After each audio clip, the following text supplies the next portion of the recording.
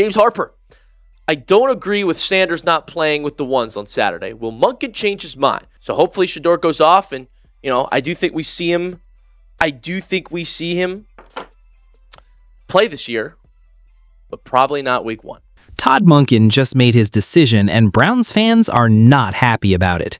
Every report coming out of camp right now points to the same thing. Shedeur Sanders is getting left off the ones against Buffalo, and the guy who's supposed to be fighting for QB1 might not even get a real shot to prove it on Saturday. Today we're going through everything. The Jerry Jeudy trade rumors, the offensive line mess, the Taylor Green hype, and the one decision from Monken that has this entire fan base questioning if this competition was ever real to begin with. Let's start with a name that keeps coming up for the wrong reasons. Jerry Jeudy dropped another pass in camp this week, and it wasn't the first time. Watch what happened here, because the tape doesn't lie, and it's starting to explain why trade rumors around him just will not go away. Browns trading Jerry Jeudy or what? Hashtag Browns. Skip, appreciate the question. This is definitely something that has come up before about the idea of the Browns trading Jerry Jeudy. I would say this. First of all, he dropped an egregious pass again on Wednesday. Shedeur put it on him, and he just looked lazy and dropped the ball. And I don't know what's going on with Jerry Jeudy. 2024 Jerry Jeudy, significantly different than 2025. And I think Jeudy still has some talent in him. He could run. He's on the move. He's a good route runner. But the hands concern me. And if we're in a position where Boston and Concepcion look like the real deal, which they do, and Bond can be that 3, why would we keep Jeudy if someone would give us a middle-round pick for him? And so that's going to heat up close to the deadline, I would say. Now here's a fun one. Fans want to see the rookie. Taylor Green is 6'6", more athletic than anybody Cleveland has had at that position in years. And Monken just confirmed he's actually getting run in preseason week 3 against New England. One ESPN analyst is even predicting he starts by the end of the year. Check this out. I want to see Monken put in Taylor Green after Sanders against the Bills this Saturday. Let's talk about it, because Taylor Green is a fun player. I'll say this, though. It's been confirmed that Taylor Green will play in preseason week 3. So that's the good news for you, Rose. We will get to see some Taylor Green action. And even an ESPN analyst predicted that Taylor Green's going to start at the end of the year. If the quarterback play of Watson, Shedeur, Gabriel still doesn't look good, then we might even go all the way through the depth chart. Probably need a trade to go down, which it also could for Gabriel and even Shedeur. And then Green will have his chance. I would like to see him in preseason. I'm excited for preseason. He's an athletic freak. The size is just stands out. You can't miss him. He's 6'6". He's even taller than Joe Flacco was out there in Cleveland. And he's way more athletic than Joe Flacco was. So, fun player. Doesn't have throwing mechanics down, but he's got everything else you'd want in an NFL player in terms of physical traits and speed that you can't teach, and vertical jump. But before we get too excited about the future, there's a present-day problem, and it involves Deshaun Watson's contract. Fans are asking flat out if Monken is protecting a $200 million investment instead of picking the best quarterback. Listen to how this answer gets handled. Is Monken catering to Deshaun because of his contract? Seems like that to me. Hashtag Browns. I'll say this, Tim. I think that is a factor. Is the money that you've already paid him, nearly $200 million. You still owe him plenty more, at least $40 million more for next year specifically. It's definitely a factor because he's not giving you anything, really, for how much you've paid him.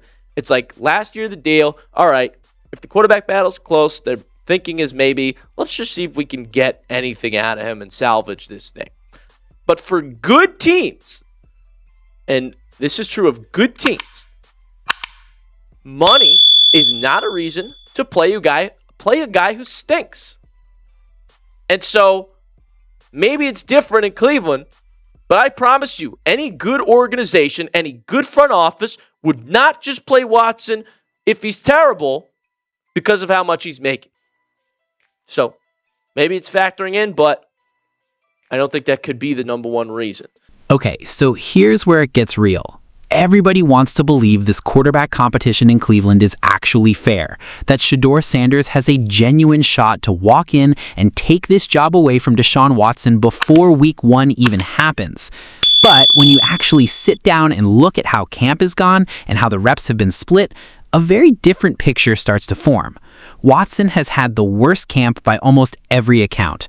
Shedeur has had more good days than bad ones, and yet Watson is still treated like the guy who just has to show up to keep the job, not lose it.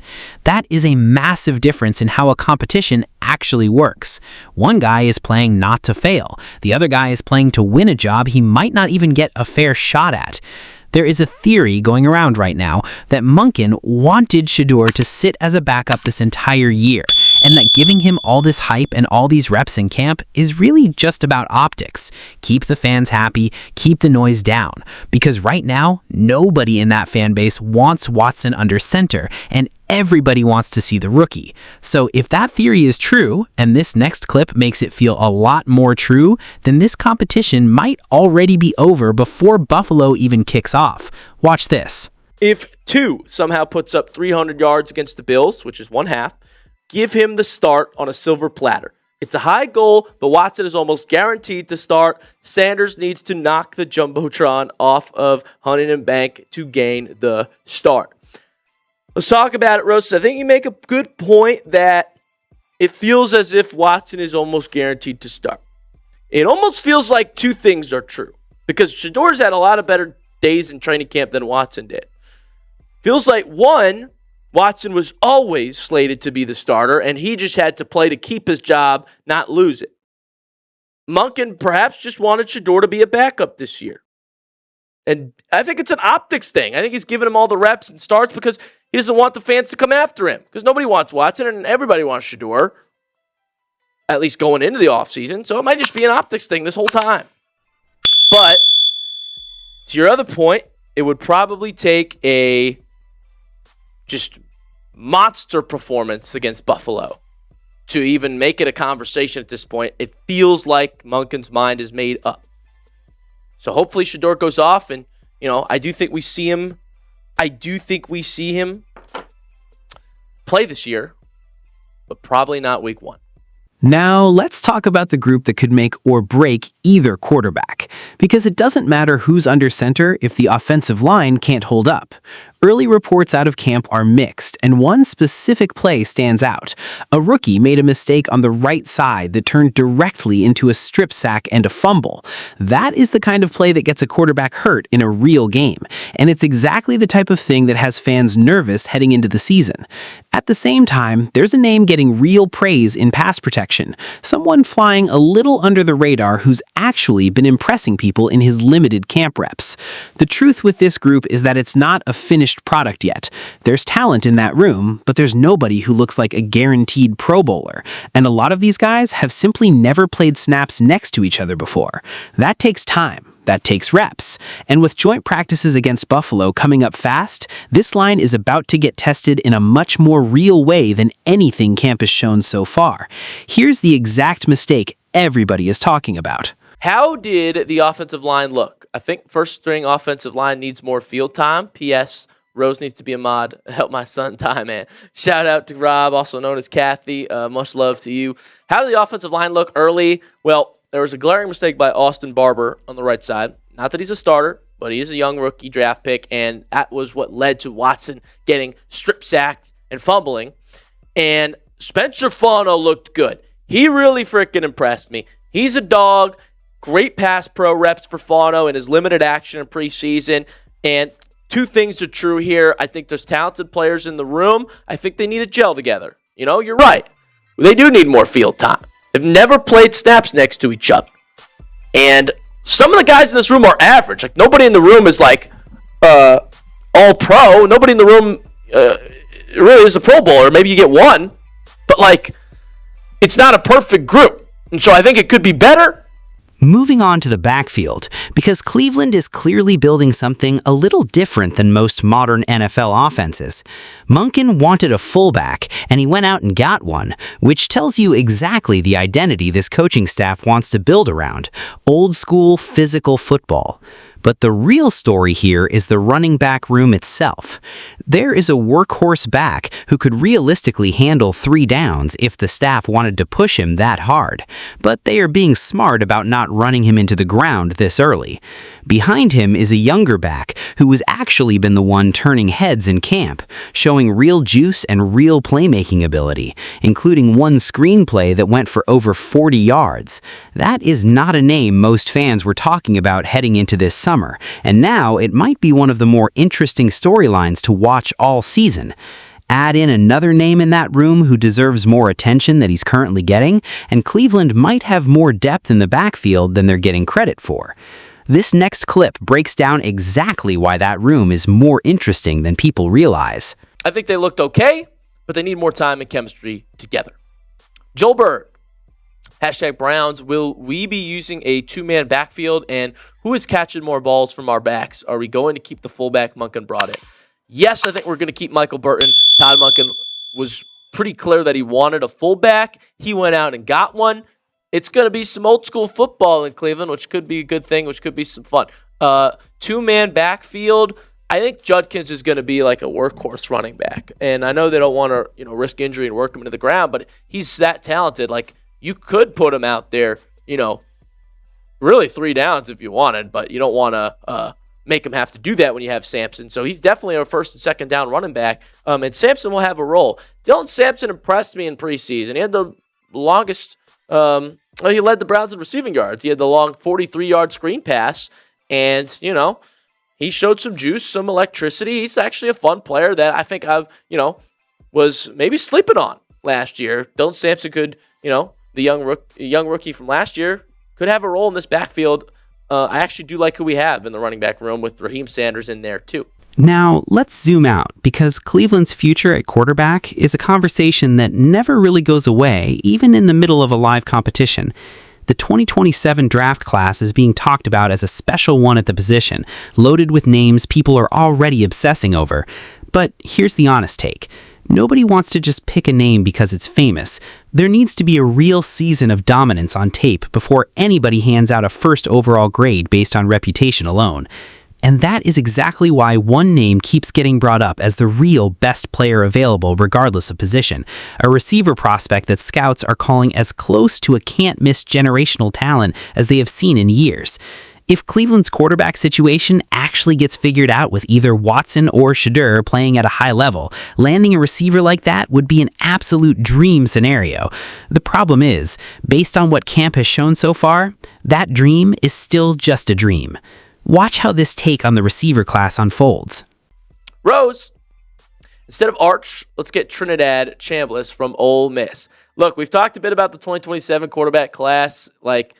It's supposedly going to be special. There's a lot of big names. For me, the thing with Arch Manning is I need a full season of him dominating college football, not just half a season, and then everybody's picking him first overall because of his name. Jimmy has him. Don't just do it for the wrong reasons again, like you've done your entire tenure as the owner of the Cleveland Browns. I need to see him ball if I'm going to pick Arch. Trinidad's an interesting one. I think Mensa's a name you're going to want to watch. I think Dante Moore's a name that impresses me. But we're not there yet. Just feels like the Browns are trending in that direction with 2 first-round picks in 2027 and the best position group being quarterback, at least the way analysts talk at the moment. Simon, I don't like any of the quarterbacks in this class. Take best player available.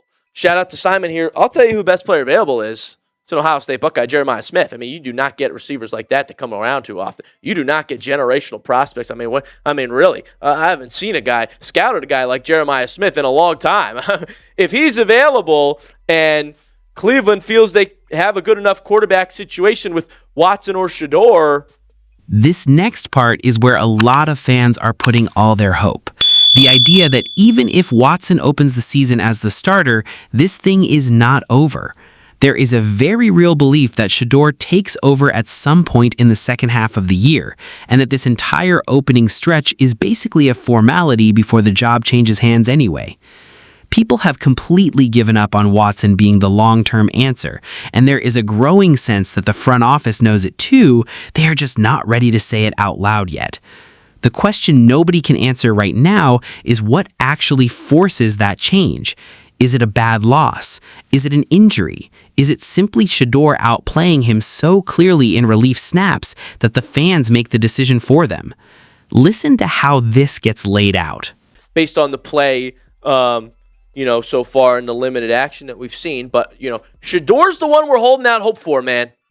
I've thrown in the towel with Watson. I'm not falling for it again. Shedeur's second half of the season, that's the make or break right there. Play your way into preventing Cleveland from drafting a quarterback, or I know what the Browns are going to do, and they're going to draft a quarterback. Simple as that. Let's talk big picture for a second, because there's a real question about whether this team can actually compete this year regardless of who's throwing the ball. The pieces are there. The talent on this roster is genuinely underrated compared to how people are ranking Cleveland heading into the season. But there is one glaring hole holding everything back, and it's consistency at the most important position on the field, plus an offensive line still figuring itself out. That combination is why this might end up being a middle-of-the-pack season instead of a playoff run, even with real talent everywhere else. But here's the flip side that should actually excite fans. Some of the best turnaround stories in recent NFL history came from teams that looked exactly like this the year before they broke through. Teams that had 4 or 5 wins one season and were playing in a conference championship or a Super Bowl the very next year. If 2026 ends up being a step back year for Cleveland, it might just be setting up the real breakout in 2027. Here's the full breakdown. Do you think we can get 9 or more wins? It's a good question. Do I think we can? Anything is possible. Can and will, very different things. I'll say this. I think the Browns are better than people give them credit for. I think there's a lot of pieces in place. We're just missing the most important place, or consistency at the most important place, which is quarterback and offensive line. So yes, they can. I'm going to be honest. I don't see it for this year. I don't. I think it's... This is going to be a year where Cleveland could be a middle-of-the-pack type of team. They might even look worse than I think, but that doesn't mean they can't be like a Chicago Bears or a New England Patriots. Like, if this is a bad year this year, the Browns could easily make the playoffs in 2027. Like, seriously, that's what the Bears did. That's what the Patriots did. They had 5 wins, 4 wins respectively. Patriots in the Super Bowl, Bears win a playoff game. I see that for Cleveland. I do. They've got so many good pieces in place now. They're just missing like 1 or 2 keys to take them over. And now we get to the moment that has fans the most frustrated. The exact decision that's making people question if this competition was ever fair to begin with. There's a report that Sanders is not going to play with the first-team offense on Saturday against Buffalo, and there's a very specific reason behind that decision, one that has almost nothing to do with performance and everything to do with how Monken wants to use this joint practice window. Now think about what that actually means. If this really was an even competition, wouldn't you want to see both quarterbacks get real snaps with the number 1 unit heading into a joint practice against a real opponent? Instead, the plan is to split reps, and even then, Shedeur reportedly still does not get the ones in the first half on Saturday. That is not what a 50-50 battle looks like. That is what it looks like when a coach already knows who he's going with and is just managing the process from here. There is still technically a scenario where that changes, but by every indication coming out of this camp, Monken's mind already looks made up. Watch exactly how this decision got explained. To being at least playoff contenders, especially in the AFC North. James Harper. I don't agree with Sanders not playing with the ones on Saturday. Will Monken change his mind? I'm glad you brought this up, James, because what essentially Monken's rationale is for this is, number 1, joint practice. Do we see enough of what he wants to see? Because there's still a chance Sanders plays with the ones. It feels like it's unlikely, though. 2, this also tells me it's not a real competition at the moment. If it really was, you would want to see Shedeur play with the ones, and you would at least let Shedeur play with the ones for most of the practice against Buffalo, right? But the report is they're going to split Watson and Shedeur against Buffalo, and then the ones still won't play with Shedeur in the first half on Saturday. So I get what you're saying. I think we would like to see it as fans to see it's a fair competition. How does each quarterback look with the ones? But Monken seems like he's almost ready to just name it. The only way he'd change his mind on that is if they don't really get much out of the joint practice against Buffalo. Shout out James following it up too with just F Pittsburgh. F them. I agree. Type F Pitt in the comments section. All right, let's end on something every single Browns fan can agree on, no matter which quarterback they're rooting for. It doesn't matter if you're Team Watson or Team Shedeur, there's one thing that unites this entire fan base, and it's how much everybody hates Pittsburgh. Watch this reaction. I really just can't stand that franchise at all. I can't stand that team. I can't stand that logo. Can't stand their jerseys. And I root for the Pittsburgh Steelers to lose every day. Shout out James. Get those F-Pits in the chat. Guys, thank you so much for watching our mailbag edition of the Browns Report. Make sure you hit that subscribe button if you have not already. It's totally free. So let's put this all together, because there's a lot to process here, and honestly, the story keeps getting bigger every single day camp goes on. Jerry Jeudy is dropping passes and heading toward trade rumors that are only going to get louder as the deadline gets closer, and if Cleveland's young receivers keep looking like the real deal, there might not be a strong argument left to keep him around. Taylor Green is a legit athletic freak who's actually going to get run in preseason, and there is already buzz building that he could be a long-term piece down the line, maybe even sooner than anybody expected a few months ago. The offensive line is still finding itself, with real mistakes showing up early, but there's enough talent in that room to believe it comes together with more reps and more time playing next to each other. The backfield is deeper and more exciting than people are giving it credit for, with a young back who's already proving he belongs in the conversation, and the 2027 draft class has fans dreaming about names like Jeremiah Smith, even though that dream depends entirely on Cleveland actually solving the quarterback position first, which right now feels further away than anybody wants to admit. But none of that matters as much as the one decision we just broke down: Todd Monken keeping Shedeur off the ones against Buffalo. Whether that's about protecting Deshaun Watson's $200 million contract, managing optics with a fan base that's already turned against Watson, or something else entirely that hasn't been said publicly yet, one thing is clear: this does not look like a real 50-50 competition anymore. It looks like a coach who already knows where he's headed and is simply managing the rollout so it doesn't blow up in his face before the season even starts. Think about it from Monken's side for a second. If he comes out today and names Watson the starter outright, this fan base revolts. The pressure on him personally goes through the roof. But if he lets this play out slowly, gives Shedeur just enough reps to keep the story alive, keeps the door cracked open just enough that nobody can say it's fake, he buys himself time. He buys himself cover. And by the time week 1 rolls around, whatever decision he makes looks less like a coach protecting a contract and more like a coach who simply ran a fair process, and Watson happened to win it. That is a very smart way to manage a locker room and a fan base at the same time, even if it's not the most satisfying answer for people who just want to see Shedeur get a real shot right now. And that's really what this whole story comes down to.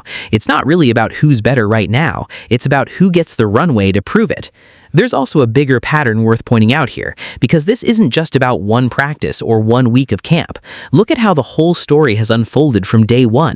Shedeur got hyped early, he got the good headlines, he got the fans buzzing all offseason long, and now that it's actually decision time, now that the reps that matter are being handed out for a real joint practice against a real opponent, suddenly the guy who is getting all the good press isn't the one getting the ones. That's a pattern fans have seen before around this league, and it usually doesn't end with the popular guy getting the job. It usually ends with the front office pointing back to a body of work built up over years and using that as the reason to stick with the guy who's already been paid. That doesn't mean Shedeur is done. It doesn't mean this story is over, but it does mean fans need to pay very close attention to how Buffalo week actually goes, because the way these reps get split right now is probably the clearest signal anybody's going to get before Monken has to make this official. So here's the real question heading into Saturday. Does Todd Monken actually change his mind if Shedeur balls out in this joint practice against Buffalo? Or is this decision already locked in no matter what happens on the field? Because right now, it feels like the fans want one thing and the coaching staff is planning for another. And that gap is only going to get bigger the longer this competition drags on without a real head-to-head look with the ones. Watson is protected by a $200 million contract. Shedeur is protected by nothing except how well he plays plays when he actually gets the chance. And right now, he's not even getting the same chance Watson is getting. If the roles were reversed, if Shedeur was the one getting all the first-team reps and Watson was stuck getting scraps in a joint practice, this entire conversation would sound completely different. People would be calling it exactly what it looks like, a front office that already made up its mind and is just going through the motions to make it look fair. Maybe that's unfair to Monken. Maybe there really is a plan here that makes sense once the preseason games are actually done and the coaching staff has seen everything they need to see. But from where the fans are sitting right now, watching reps get handed out and watching Shedeur get left off the ones against a joint practice against a real opponent, it is getting harder and harder to believe this is still an open competition. So drop it in the comments right now. Are you Team Watson gets every benefit of the doubt because of the money already spent and the years he's already been given, or Team Shedeur has already proven enough in camp that this shouldn't even be a conversation anymore? Type Watson if you think the money and the track record still matter more than what's happened in camp so far. Type Shedeur if you think this competition has already been decided by the tape and Monken just hasn't said it out loud yet. Either way, this story is not going away anytime soon, and whatever happens against Buffalo on Saturday is going to shape how the rest of this offseason gets talked about. And here's the thing fans need to keep in mind heading into this weekend. Preseason reps get talked about like they're everything right now, but at the end of the day, Monken is the one who has to live with this decision once the games actually count. If he sticks with Watson and it doesn't work out, this fan base is not going to forget that the tape said something different in camp. And if Shedeur really does get his shot in the second half of the season and takes off with it, everybody is going to look back at this exact moment, the moment he got left off the ones against Buffalo, as the story of a guy who had to earn every single rep the hard way instead of getting handed anything. That's the version of this story worth rooting for either way. Not a handout, a real fight for the job, whenever that fight actually gets to happen in front of everybody.